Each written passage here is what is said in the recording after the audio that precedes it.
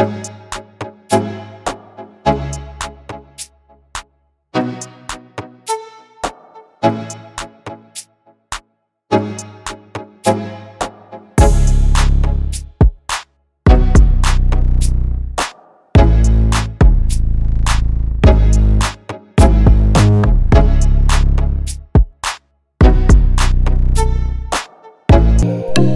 hello viewers, this is Harshni. Today in our video we are going to watch the famous temples of Vijayanagara Empire. One is Chintala Venkatramana Swami temple and second one is Sri Buggarama Lingeshwar Swami temple. So why getting late? Let's start our video.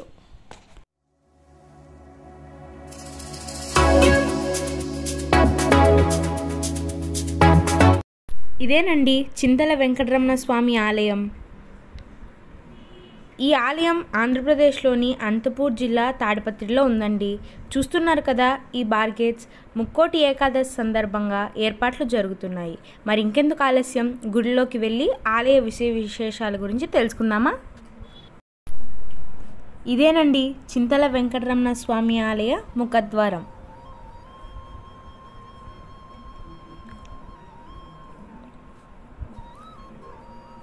ఆలయ ముఖద్వారం ఎంతో పెద్దగా ఉండి అబ్బురం అనిపిస్తోంది కదూ.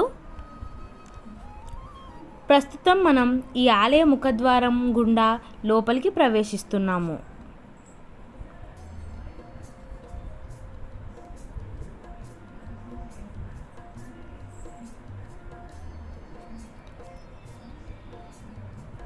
లోపలికి ప్రవేశించే వెంటనే ఆలయ ధ్వజస్తంభము దర్శనమిస్తుంది.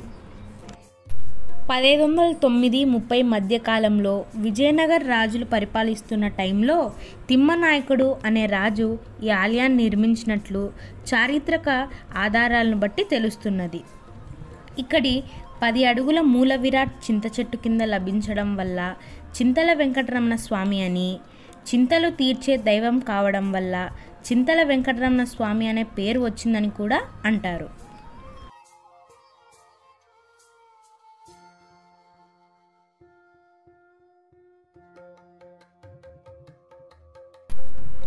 దేవాలయంలోకి ప్రవేశించిన తర్వాత గుడికి కుడివైపున ఈ విధంగా ఉంది.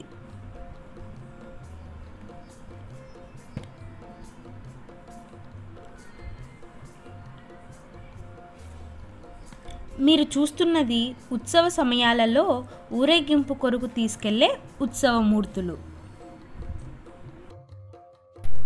ఈ ఆలయ ప్రాంగణంలోనే గుడికి ఎడమవైపున ఆనందవల్లి దేవి ప్రత్యేక ఆలయంలో కొలువై ఉన్నారు.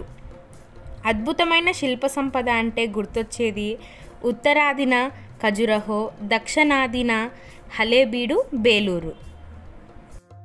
ఇటువంటి దేవాలయాలకు ఏమాత్రం తీసిపోని శిల్ప సంపద గల దేవాలయం ఈ చింతల వెంకటరమణ స్వామి దేవాలయం.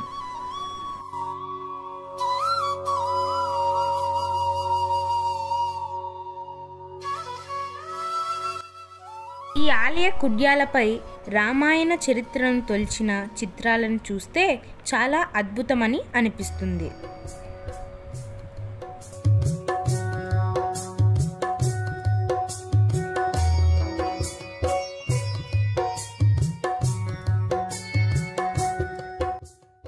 ప్రతి సంవత్సరం ఆశ్వీజ మాసం శుద్ధ అష్టమి నుండి బహుళ విధియ వరకు స్వామివారి బ్రహ్మోత్సవాలు విశేషంగా జరుగుతాయి.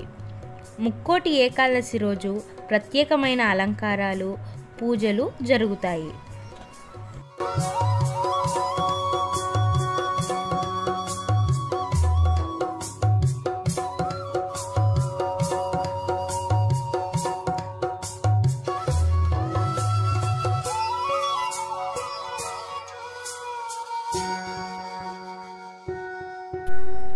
చూస్తున్నారు కదా ముక్కోటి ఏకాదశి సందర్భంగా ఆలయంలోని ఏర్పాట్లు.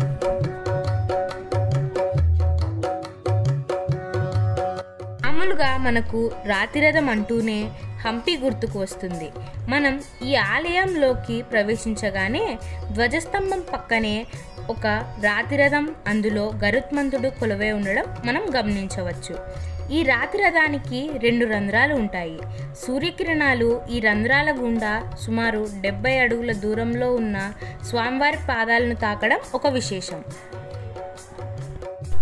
గర్భాలయానికి ప్రవేశ ద్వారంలో ఇరువైపులా జయ విజయులు మరియు పైన గజలక్ష్మి మాత కొలువై ఉన్నారు.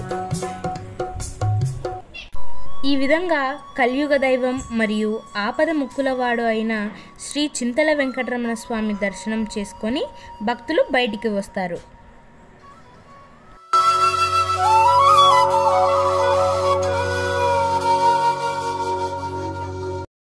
ఇవండి ఈ గుడి విశేషాలు. ఇక్కడే దగ్గరలో ఉన్న మరొక ఆలయం శ్రీ బుగ్గరామలింగేశ్వర ఆలయానికి వెళ్దామా? ఇదేనండి శ్రీ బుగ్గరామలింగేశ్వర స్వామి ఆలయం. ఇది పెన్నా నది ఒడ్డున కొలువై ఉందండి. ఇంకా ఆలస్యం లేకుండా గుడిలోనికి వెళ్ళి గుడి విశేషాల గురించి తెలుసుకుందామా? ఈ ఆలయం వెలుపలి భాగం ఈ విధంగా ఉందండి.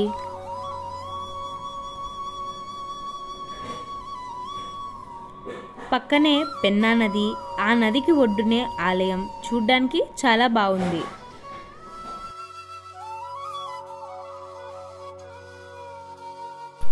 ఇదేనండి ఆలయ ముఖద్వారం. ప్రస్తుతం మనం ఈ ముఖద్వారం గుండా ఆలయంలోకి వెళ్తున్నాము. ఆలయ ముఖద్వారం చూస్తూనే మనకు హంపి ఖజురహోలా కలిపిన శిల్ప సంపదను మనం గమనించవచ్చు.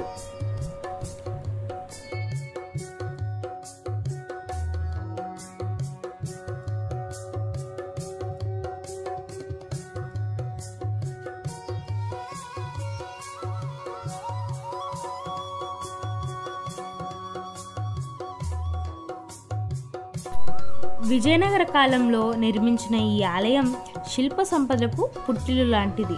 రామాచారి అనే శిల్పి సుమారు 650 మంది శిల్పుల సహాయంతో కొన్ని సంవత్సరాల పాటు నిర్మించడం జరిగింది.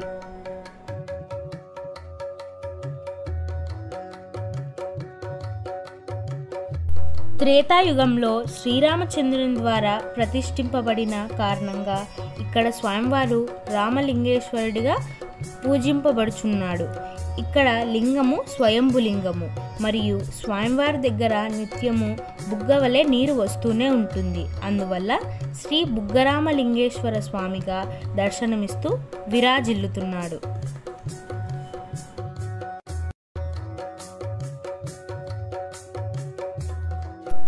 ఈ దేవాలయంలో పరమశివుని ఆలయంతో పాటు రాజరాజేశ్వరి అమ్మవారి గుడి, కోదండరాముని ఆలయం, వీరభద్రస్వామి ఆలయం మరియు నవగ్రహాలు ఉన్నాయి.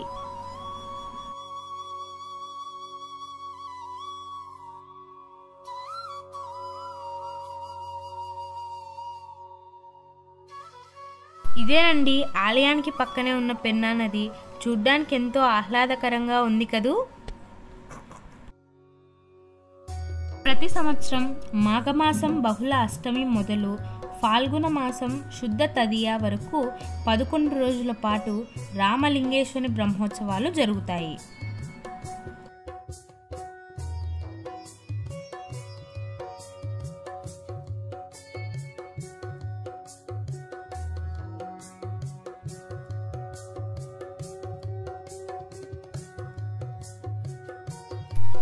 ఈ పెన్నా నది ఒడ్డున దేవాలయం దగ్గరలోనే ఉత్తర భాగాన శ్మశానం ఉన్నది.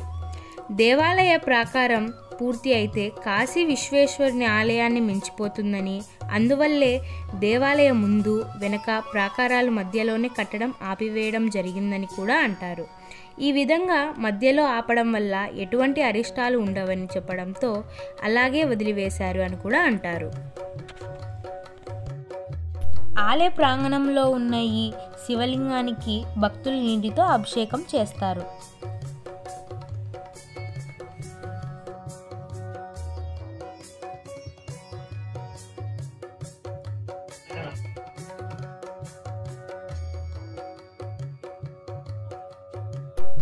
ఈ ఆలయ శిల్ప సంపదను ఒక్కసారి చూస్తే మరీ మరీ చూడాలనిపిస్తుంది.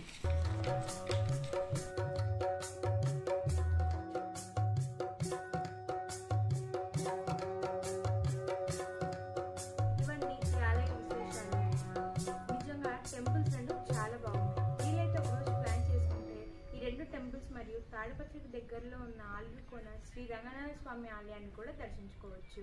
ఈ వీడియో మీకు నచ్చినట్టయితే లైక్ చేసి షేర్ చేసి సబ్స్క్రైబ్ చేయడం మాత్రం మర్చిపోకండి. బాయ్.